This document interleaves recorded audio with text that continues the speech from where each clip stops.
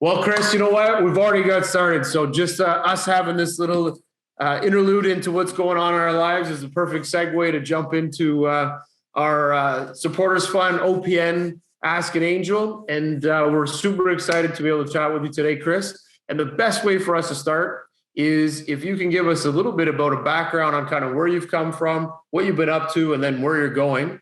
And then one thing about you that nobody would know. Oh boy.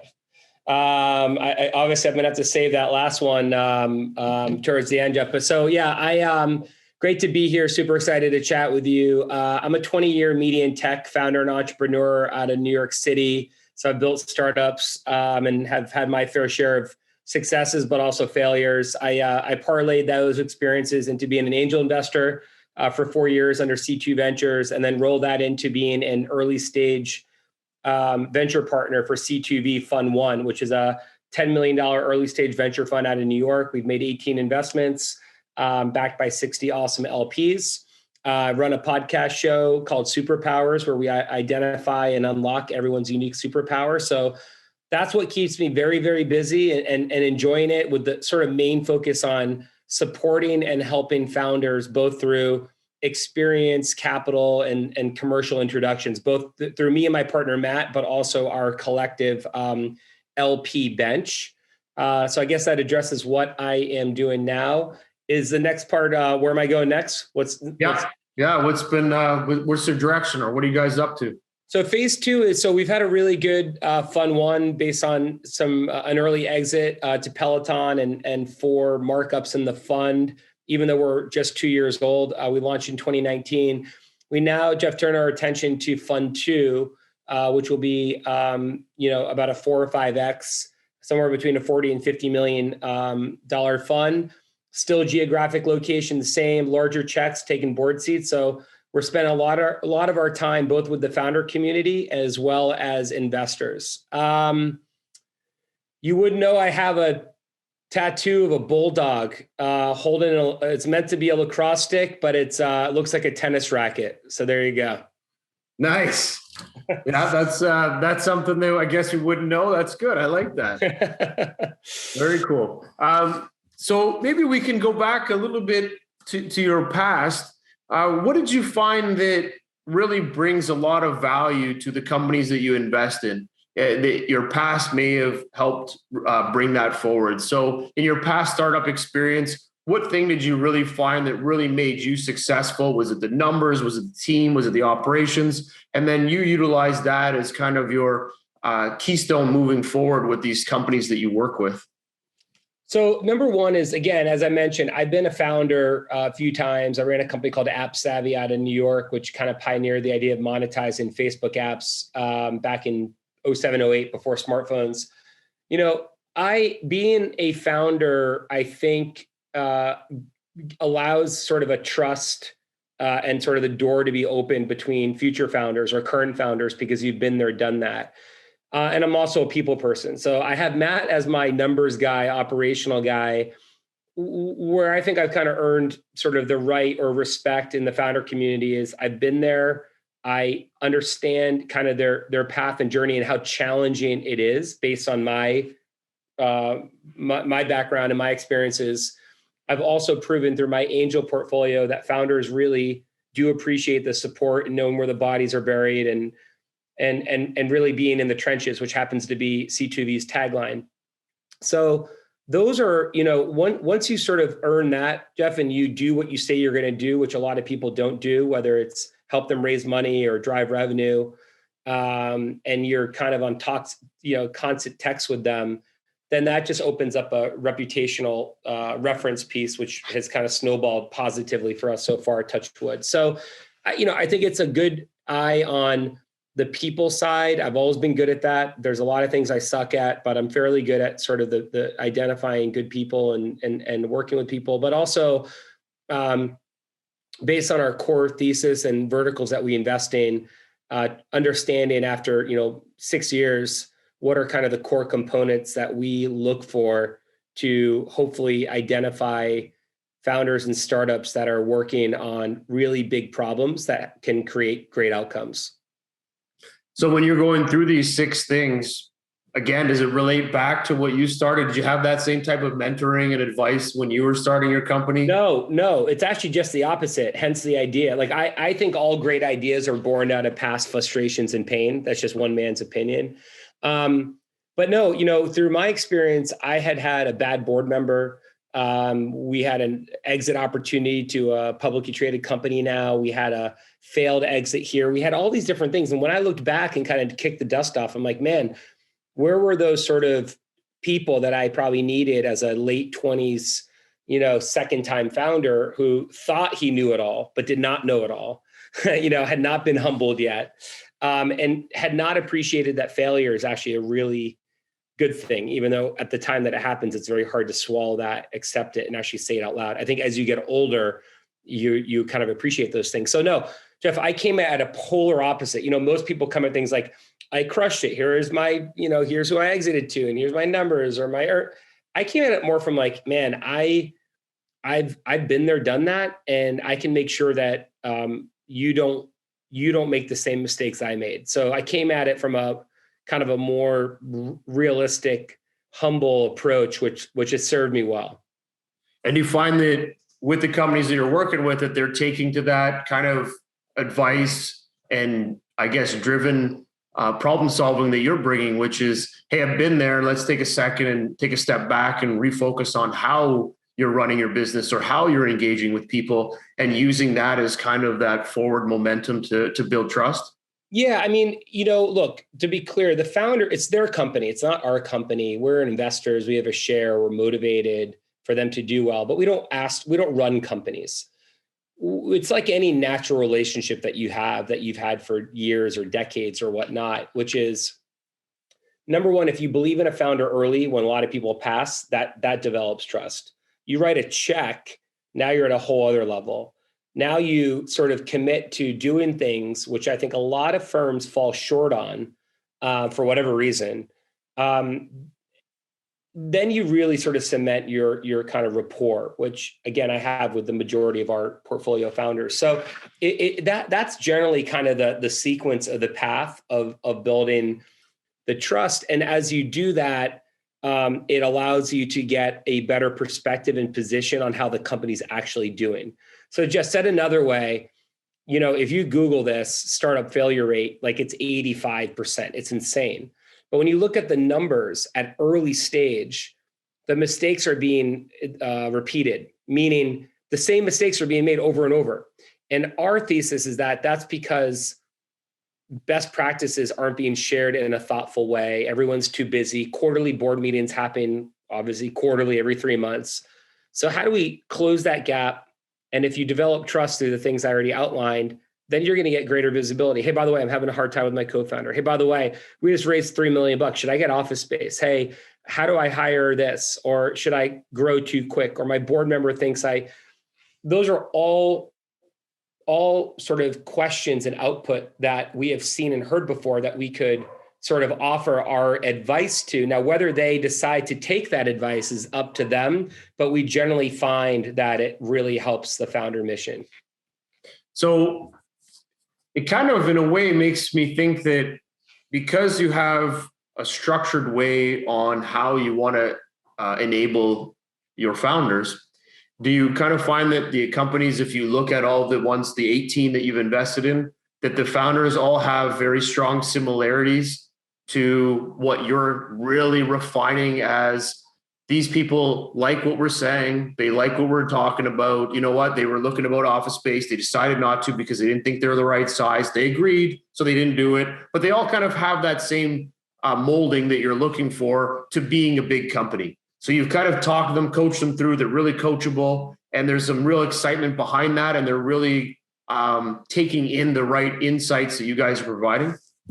Yeah, I mean, look, all over our website or credentials and part of our pitch when we're getting to know them through Zoom, that's on the table. If you're a founder and you're like, man, I don't like the sound of this, then we're not a good fit.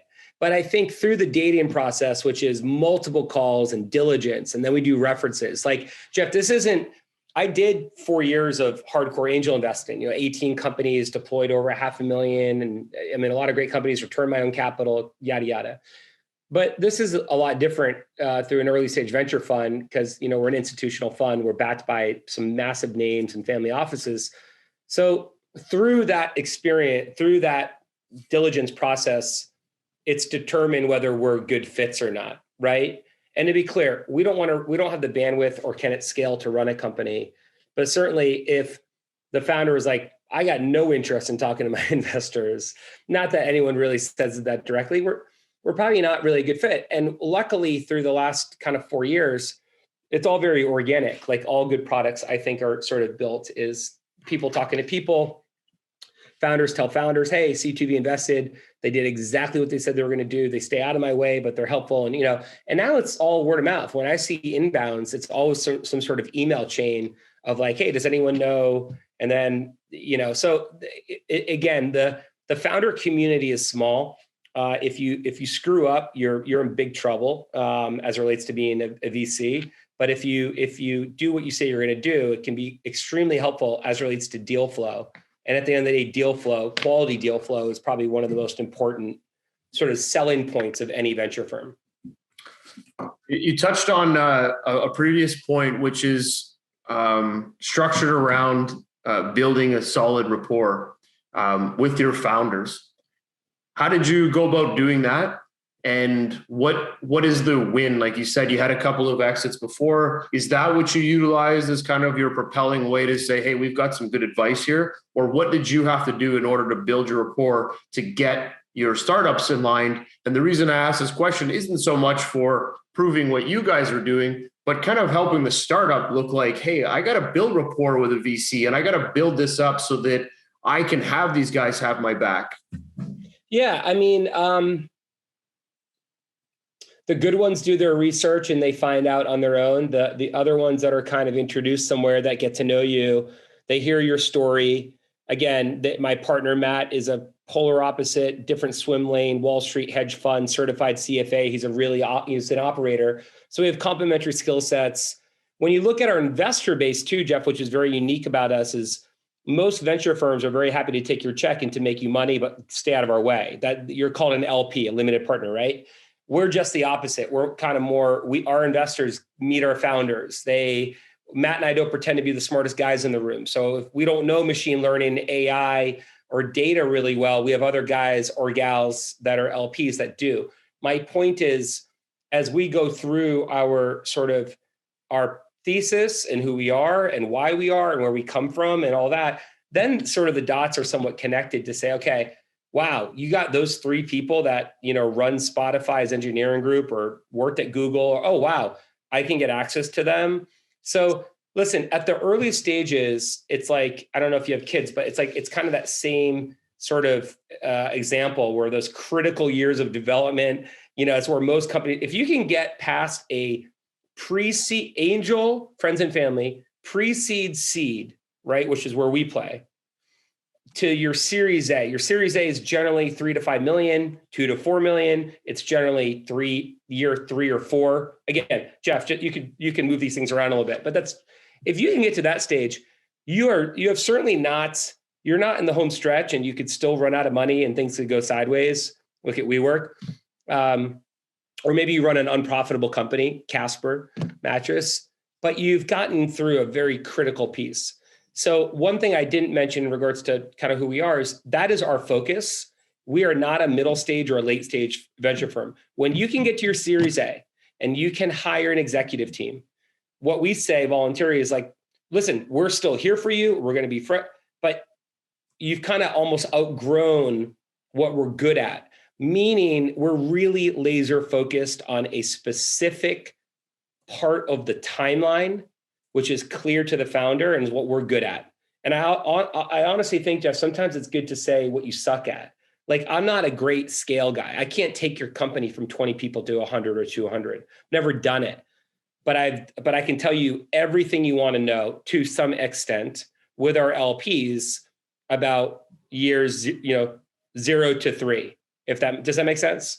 100%. And that's valuable knowledge, right? Being able to, as an operator, be able to take a company 3 years, 10 years, but being able to take it that 3 years and get them from 0 to 20 people, which is crucial. and turn them into a real business outside of alpha and beta and MVP. Now you've got them into something structured and you can help them get to that Series A. Man, there's companies out there, lots of VC firms that want to just jump in on Series A companies that are at that stage, right? And if you're helping them get there, that's huge. That's exactly right. Yep. So there was another comment you made that I want to kind of explore too, because I think it's just as crucial as the phase you guys are coming in. What you said, do what you say. And I think that to me is really crucial. Why, when you mentioned it, why do you think that carries any weight, and what's the value behind that? Because we all have had those meetings and calls where it's like, yeah, I'll follow up. I'll connect you. Oh yeah. I'll get back to you next week. Again, Jeff, you tell me if you've had a different experience, but I think, whatever that percentage is, 70% where they generally don't sort of formulate and people, don't sort of fall through. So if you have a call with a founder as you're in the diligence process, if you can be helpful or value add before you write a check, they notice, right? Listen, this isn't rocket science, and I can't pretend that I've uncovered something genius. It's called execution. And I also, it's not glamorous. It's not a ton of fun, but it's what's required to both allow yourself the opportunity to partner with the founder and to build trust. In particular, in an environment now where everything's done through Zoom, right? And there's less sort of coffee meetings and things like that with the pandemic. So execution and follow through is critical. I would advise this to anybody doing any line of work in any vertical. Again, I'm stating something very obvious, like duh, but you'd be surprised with the actual follow through of it, and also not committing to things that you can't do.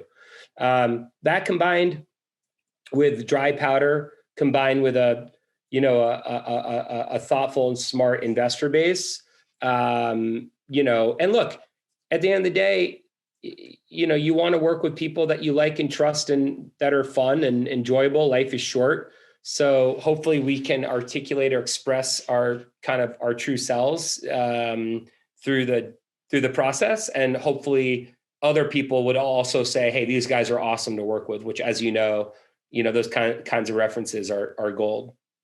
No, they carry a long way.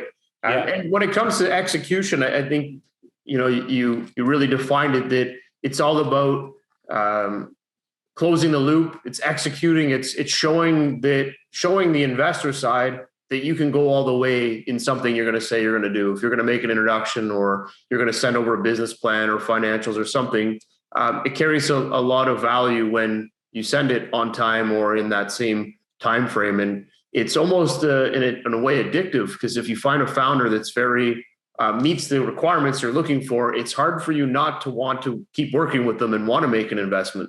That's right. Because you're like, oh my God, they sent me this whole deep dive folder and it's all ready to go. This is incredible. And they were a day early. So you kind of get really focused attention to that, which pulls you away from everything else you're working on, because they're really hitting that criteria for you. That's right. Yeah, absolutely.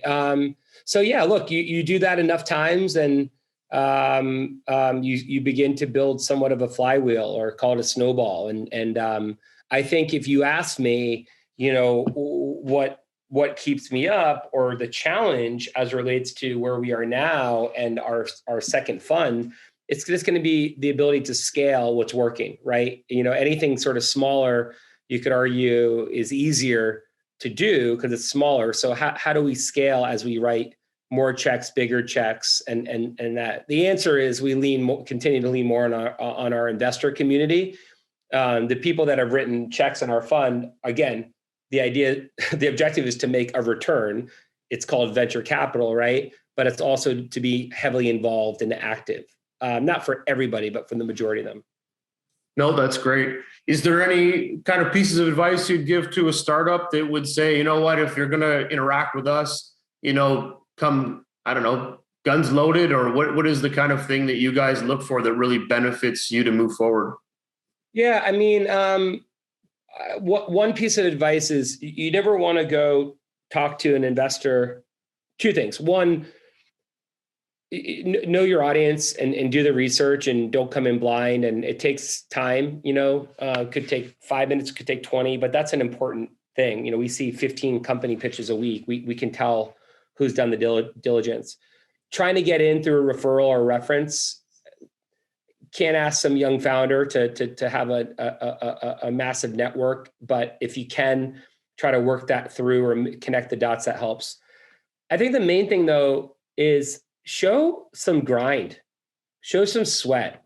Don't come at us with you're literally starting day one with an idea that you haven't raised friends and family, that you haven't sort of unloaded your bank account, or you've gone into, I don't want people to go into financial debt, but we want to see that you've attempted or you've built some sort of trajectory before you come to a early stage venture firm. Because listen, this shit's hard and no one should do it unless, they're willing to kind of run through a burning building, because it is brutally difficult. You got every headwind.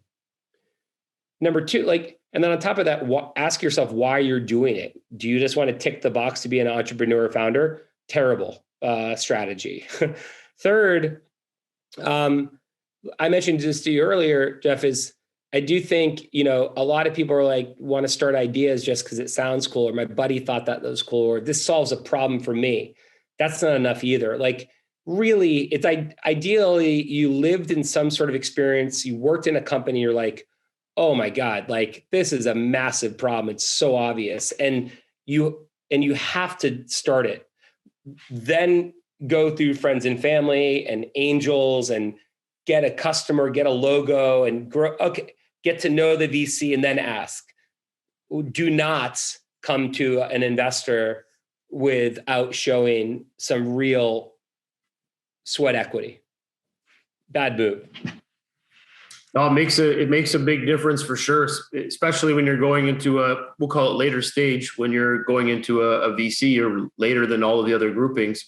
They want to see some metrics. They want to see some value and hustle that you've put into it. Yeah. I love the concept though of show some grind, because a lot of the times, and I've heard stories all the time, they'll say, I'll meet you at 6 a.m. down at the corner of a coffee shop, or let's have a call at 6. And people thinking, why are we talking at 6 in the damn morning? And it's more I want to see how dedicated you are to actually making this happen. Yeah. And push them to that limit, because there is I think there's a desire to want to invest in everybody. Every idea is great. But when it comes down to it, it's who is really going to be able to be standing here in 5 years that's grown a great company. It's going to be the ones that put the hustle in every minute of every day to make that happen. Yeah, listen, I don't really have too much to add to that. I mean, that's right. I would also, it kind of takes me on another kind of path here, but hopefully helpful to a listener, is beyond being available, you'll be surprised with the response time and speed on a weekend or on a Sunday, or on a holiday. Now, maybe not a holiday, but let's say it's a Saturday, Sunday. Now, most people would sort of argue oh, that's personal time, that'd be offensive or whatnot. It's actually the best time to get in front of someone, because they don't have that same sort of, kind of email flow or whatnot. So I know I'm kind of taking this a different direction, but I would be I'd be creative and sort of think out of the box as relates to the best time to reach out or email. You'll get emails from the CEOs of publicly traded companies on a Sunday afternoon. Trust me. Yeah. Well, no, you do. And it's like anything. You're hustling. You're trying to find the best way to communicate with people. So like anything, if I want to get an investor's attention, I got to do what it takes. And I want them to see that I'm willing to do what it takes to make that happen as well. I've had people call me Saturday morning at whatever time it was and try to connect and just start pitching.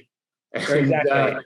Yeah. And you're just in your mind, you're thinking, this is crazy. But then on the other side of it, you're like, this is amazing, because it's the same thing I would do if I was trying to go get a job or something. I would do whatever angle I have to work in order to move that forward. Right. Yeah, no, that's exactly right. So, and then Jeff, again, I hope you don't mind sort of just some of the thoughts as they're coming. Yeah, fire away. But, I think developing a rapport and creating kind of a steady communication is wise. So if you're a startup and you meet me, hey, Chris, I'm not pitching you. I just want to let you know that me and my co-founder, Jeff, are building this thing. We saw you did X and want to be on your radar. Do you mind if we add you to our monthly newsletter or quarterly? Of course, I'm not going to say no. I'm not a jerk, right?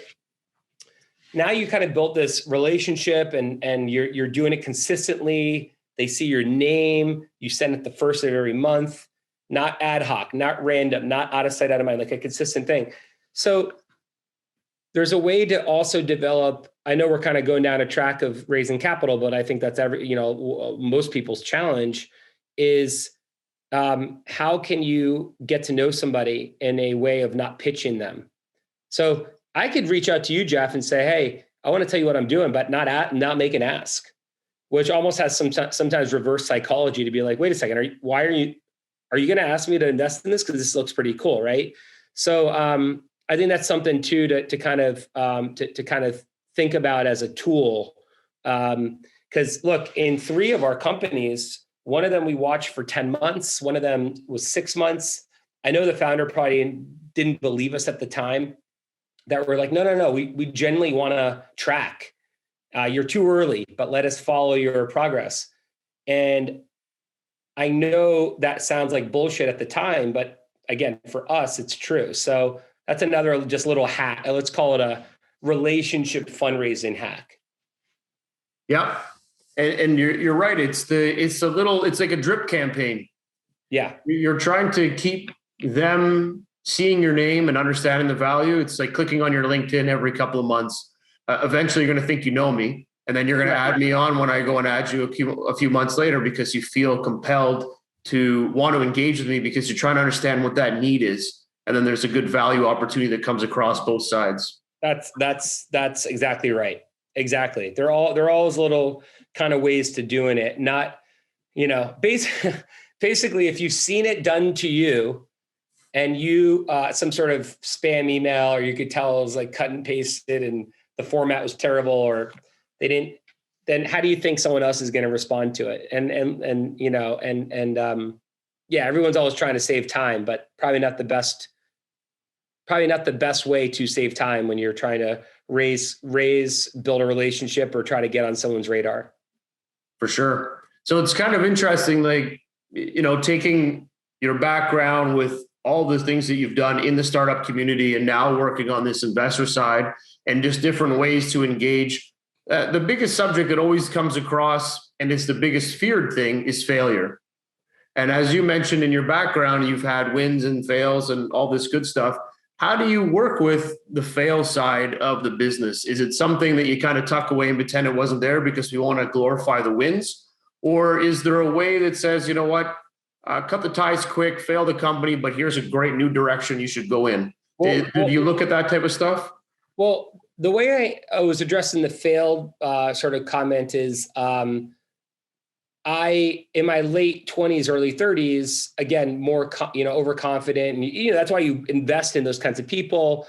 They got to be sure of themselves. And I think that's basically the mantra of most founders, but it's hard to admit when you're wrong. I think that comes with age and some gray hairs and being comfortable with your identity and all that. But I think that's literally, that comes with time. I don't think that's so. When I've had some serious bumps in my kind of founder experience, I didn't know if I wanted to talk about it or I'd be totally truthful with what exactly went down because I was worried of what people thought. Anyway, I truly believe and know that without those experiences, I wouldn't be here. I wouldn't have a, venture fund. I wouldn't, all these, I just know it. So my point is that was for kind of building the relationship with founders as they got to know me in C2 Ventures. But generally speaking, so that's kind of my background. Your question, because of our model, we stay really close with our founders. So in theory, we're going to avoid more mistakes because we're close with the founder, right? And we are okay with this. Let's use baseball analogy, Jeff, is a single or double or triple, meaning a okay return or your money back is a hell of a lot better than it being a zero. Now, a lot of firms would not admit that or say that because everyone's unicorn hunting, which I think is nonsense. Of course, everyone wants $1 billion outcome. It's not reality. Only in its very, very worst case, and you've tried everything, is it time to sort of say, okay, this wasn't working, and any more time we put on this is probably a bad use of everyone's time. I think most firms jump to that much earlier. We try, think about your relationships, think about your lawn care, think about any maintenance. If you ignore it, your wife, your spouse, you're going to drift. So same theory, stay as close as possible, identify where those pain points are, you build trust, and then you can hopefully guide them the right way. So that I kind of answer that both from how I position my story as my bio to build trust. Listen, when people come out and they're like, "Oh man, I fucked up I fucked up here. I failed here," or you close so much more a connection with that individual versus coming in like, I've crushed it. And again, I'm being very wide range here. I think you get the idea. So, yeah. Oh, agreed. And I think well, like you said, in time you build humility, but people want to learn that people have gone through those mistakes or people have figured out how to get around them. And I would think in most part, most founders want to avoid getting into that mistake and failing their company. So being able to have you guys really driven into supporting them, I think is helpful. Now, you made another comment earlier, which I think kind of will detail out the whole direction of this entire call, which is when a company is working with venture firms, there's this mentality or this somewhere out in the ether that someone created this question that said, don't go to venture capitalists because they're going to take over and run your company. And you kind of mentioned that, whoa, that's not really what we're here to do. We're here to support you. You're the founder. We want to help you grow the company. Can you give us a little bit more understanding of why that people think this? What's the reason for it? I don't know. It's crazy. First of all, I think it's like, I'd refer to like what works for media headlines. Listen, Jeff, are there examples where this happens, where change of control or bad founders and boards take over? Sure. I'd say it's like 1% to 3%. It's the tiniest sliver, but that's headlines. That's what Business Insider or others, who I love, by the way, or Forbes, they write about. Genuinely, at the earliest stages or Series A, that's not really happening, right? Because the founders own most of the shares collectively. They have the voting rights. I think where you start seeing this sort of, maybe where it becomes a little bit more potentially toxic or challenging, is when you're like, when everyone knows it's going to be a multi-billion-dollar company, a Facebook or Twitter or an Uber, or and now it's like, forget the relationship, sharp elbows. There's hundreds of millions or billions of dollars at stake. Let's get rid of that founder. Let's move. Generally, those things happen if it's not being run the right way, right? If the company's not being run well, if they're not performing. But in a collective manner, you mean? What's that? In a collective manner. Like the grouping of people don't believe that this is being operated in the right way. Yeah. If you have multiple board members saying, hey, you got to fire this guy or this gal, that's a big, this isn't like, maybe showing up late to a meeting. This is like you stole from the company or you misrepresented numbers, like very rare, but does it happen? Sure. So this idea that VCs, want to take control and all that is crazy. All the ones that I know, look, there's always exceptions and outliers. Okay. But they don't want to run your company. They don't have the time. They want to pick great founders to run their own company. They want to make good returns and be helpful. But they very, very rarely happen in sort of the first 5 years or kind of anything early stage. I think I've talked to Europeans and Nordics, and they really have this sort of notion that VCs come in and take control. All these docs today, there's like 3 major law firms, say out of New York City. They all have the same, it's all very vanilla. of what VCs get and what they expect, but none of them are to like run companies and push people around. It's no. No, and it's good. We have to break that down because I think a lot of people really think that that's the case. And then there's this fear. It's the same fear of you shouldn't take angel investing or you shouldn't take investing in period. Somewhere someone created a storyline and just kept pushing it that you don't need financing. And then they'll talk to some VCs and be like, yeah, I don't take money. And you're like, well, there is a reason for when you take money and there's a position for taking financing and growing your company. And finance is what's going to drive that.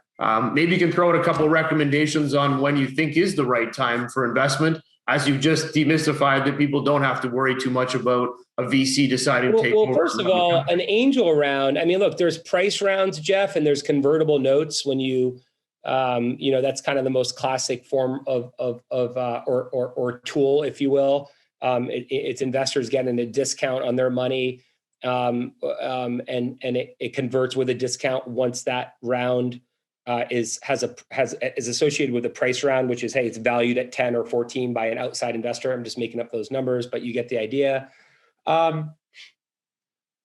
There's, again, from an angel seed level, the founders run the company. They have control. They can essentially do what they want. The investors are putting their money in based on, their potential upside. But I hope I'm not demystifying anything. It's just not the case at all.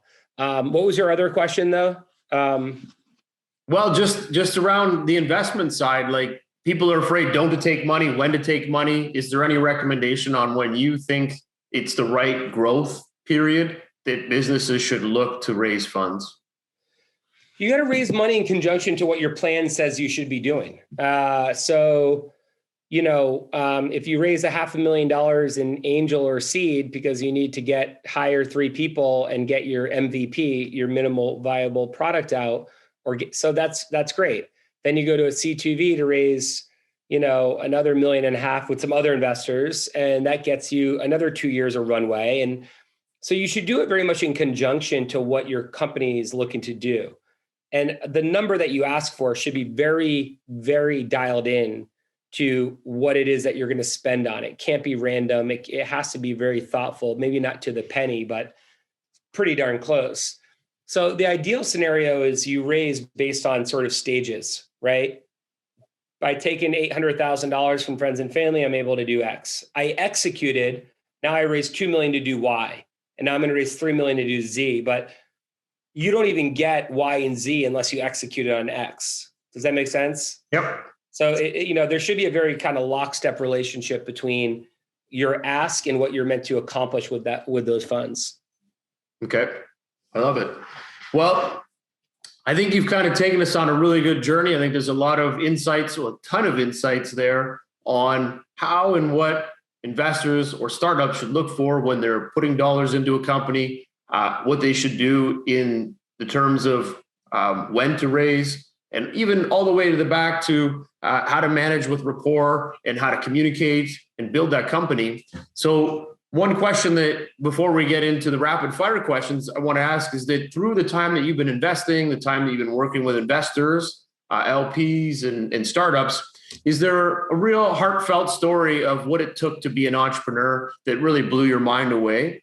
It's a story that you can share about one of the companies that you felt like, wow, these guys really made it. I mean, just one quick one. I won't mention her name, but it was basically a journey of constant passes from investors, not taking meetings, being flown out to be on that show that Gary Vee was going to be on, like App Planet, that Apple was going to run on television, to find out that they changed their mind and then they weren't going to have her on. And then she had like $75 and like wasn't too sure how she was going to like spend the night in LA, like real stories. And that may be the extreme, but those are the kinds of sacrifices that I mentioned earlier that I think are important. So, it could have been third year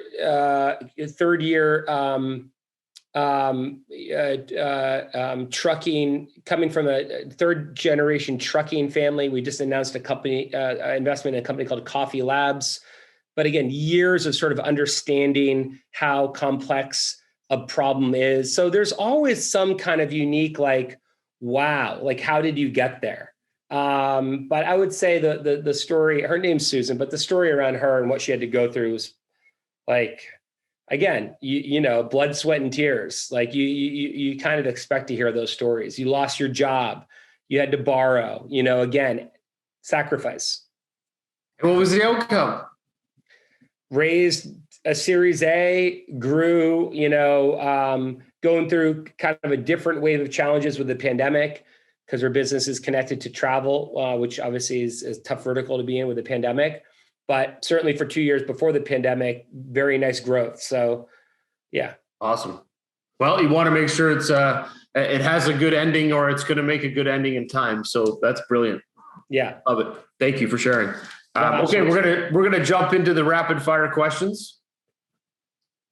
All right, first question. What got you started in investing in startups? So 16 years as a media founder, executive, I knew I wanted to shift into venture and work with startups, but I had to build a portfolio to kind of pivot from being a founder CEO to an investor.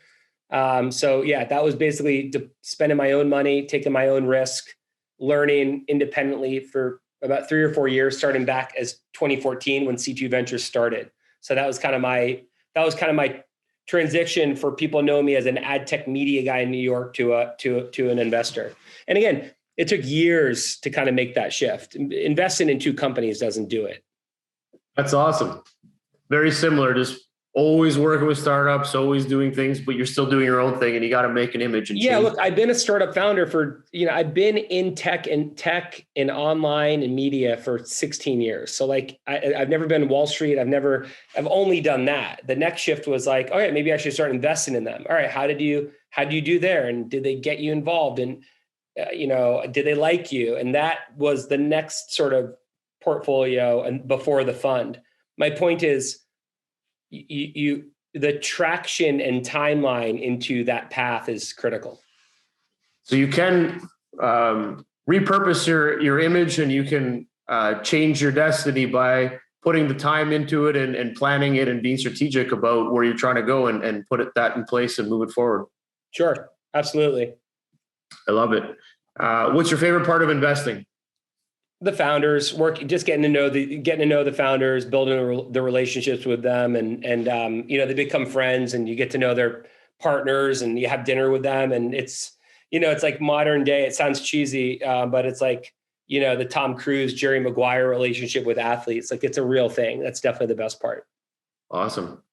Well, you did say that you're the people person of the business, so I'm kind of guessing that the other side, your partner, may have a different perspective on that then. He's, I'm with the investors and the kind of CTV marketing machine and the founder relationship. He can do those things, but I think, everyone kind of recognizes that you can only be good at a few things. You can't be great at everything. He's definitely an operations. He's a CFO. He's a COO. He's a, behind the scenes guy. He's the offensive lineman. If you want to go football analogy, yep. You got to have all those pieces. Critical to have the complementary partner. I thought, when I started this before I met Matt, that I needed another person like me, and thank God I was wrong with that. He's a polar opposite.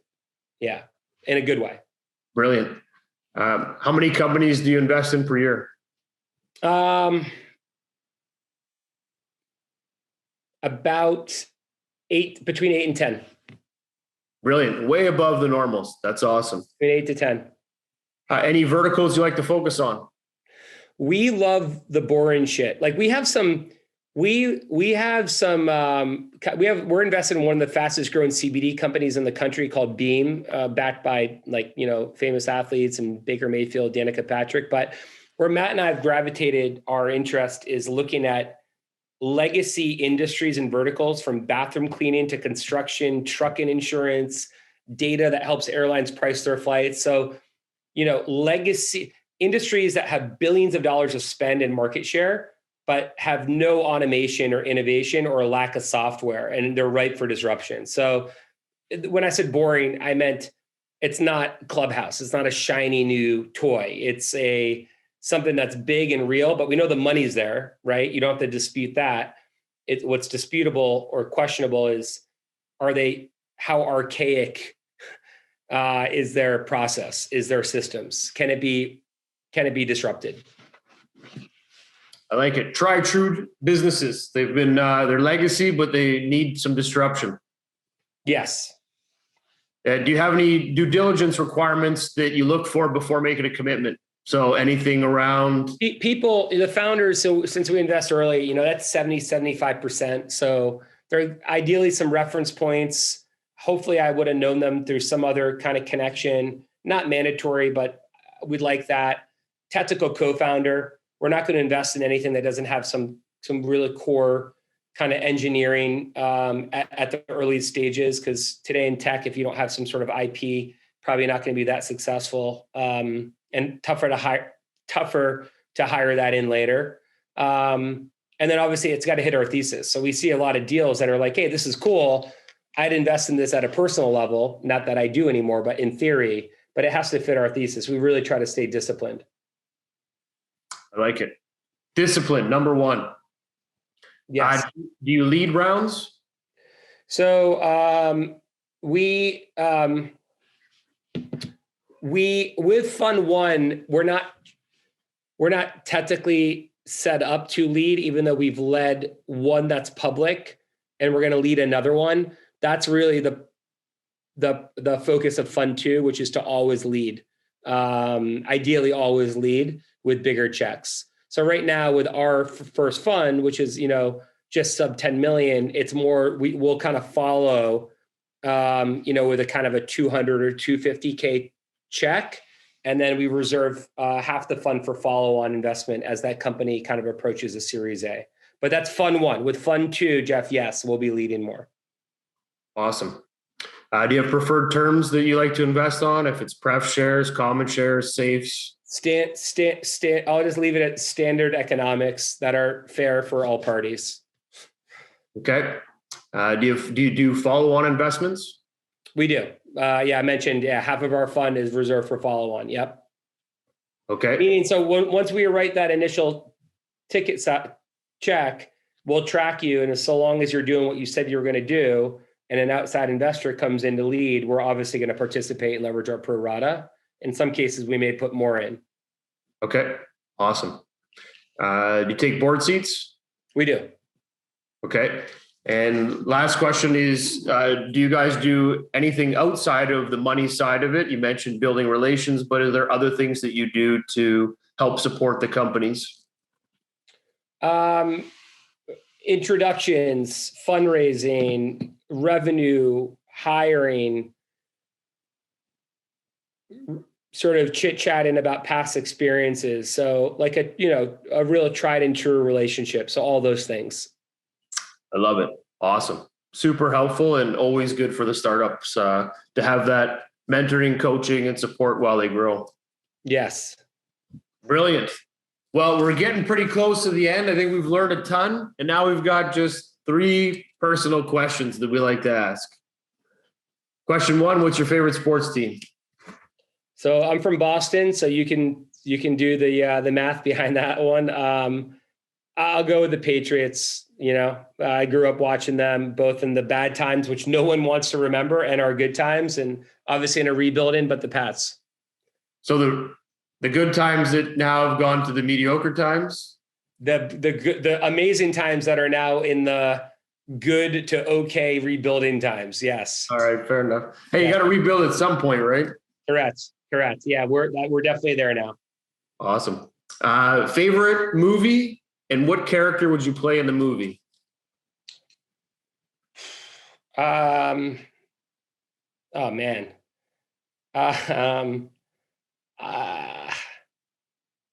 Let's go with, I don't know. Let's go with Shawshank as far as the movie. I mean, probably Morgan Freeman with his kind of tenacity and grind that he had to kind of go through. And I don't even know if I'm gonna kind of bust the character piece, but that's definitely a top movie of mine. I should have probably given you some Chevy Chase comedy. Yeah, let's go with that. Let's go with like Lampoons, and just because he's just a nutty, crazy dad. That's my new answer. All right. Actually, they're both good. I think there was someone else in the mix that did Shawshank, but I don't know if they picked Morgan Freeman, but it was in the top movies. Lampoons hasn't come up yet, so that one's a good one. We're going to stick with that. Or I think what was the one with it came up? It was with Chevy Chase, and it was oh my God, he was wearing the Lakers outfit in the show. He had the big wig, skate. Yes, that too. Which one was that? That one was classic. I watched that one not too long ago, but that one came up. I can't think of why. I don't know the name, but I can see the video cover, the VHS video cover with him on it with his ID on the front. It was like an undercover. Yeah, no, I know what you're talking about. I'm terrible with with remembering. Like, my partner would be ashamed right now because he's like pop culture off the cuff. I'm like the worst when it comes to that. Yeah. Well, those are good. Those are good flicks. I'm going to have to watch the Shawshank one. It's been a while, but I do appreciate it. I think it, like you said, with Lampoons and Chevy Chase, it brings a lot to the character definition, which it brings out to a lot of the type of way that you think or the way you act or the way you drive things. And they're both great because Morgan Freeman was a guy that got things done and found ways to make it happen. So got stuff done. Chevy Chase did the same thing. So they're great characters. So yes. But Chris, it was a pleasure speaking with you. I got to learn a lot. I'm sure the audience has learned a lot. But we went through a great little journey, as you mentioned. And the way we like to end the show is we like you to have the last word. So anything that you want to provide as advice to investors or to startups, I turn it over to you. And thank you again for your time. Thanks for having me. It's been fun. I would just say, this is probably going to be, we're coming out of a really difficult last year, stating the obvious, but I think post-pandemic, we're going to see a tremendous amount of innovation, like more than we've never, ever seen before. And there's founders working on this stuff right now. So one, if you're an investor, get invested in this asset class, like now. Great that you got the stock market or your real estate, and we'd love to have your check for fund 2 or fund 3. Invest it somewhere. Don't ignore this in a thoughtful portfolio way. If you're a founder kind of thinking, waiting, him and hun, get off the sideline and go. Because like I said, if you look at history, some of the best innovation comes through like the most harrowing, terrible times. So that'd be my advice. I love it. And support that wholly, that get more investors out there investing in funds and helping early stage companies, because it's a pretty exciting asset class. Important one. We're not curing cancer, but it's you got to support them early or you're not going to see. Look, everyone loves technology when it works for them, right? And it solves problems. Pushing a button to get X and pushing a button for things to come to you. Like, so unless you're supporting them early, it's kind of hard to get those benefits. So that's kind of where I was going with that. Agreed. I love it. Well, Chris, again, thank you very much for your time today. It was brilliant. We'll certainly tag you and post it and keep you abreast of when it does launch. But congrats. Look forward to that and sharing it. And I enjoyed the conversation. Likewise. Thanks, man. Have a great day. You too. Brilliant. You know what? I love the fact that you really talked about that whole rapport side. I think that, do what you say and make it happen and all those things that really refine how a startup needs to focus and work and get their investors aligned to where they want to go. Huge, huge, huge. So, and to all of his advice, there's going to be a lot of action happening in the next little while when we roll out of this pandemic, and you need to be ready for it. So spring, summertime's coming. So hopefully that opens up a lot more doors, but it was a pleasure talking with Chris. So you guys have a great day. Thank you.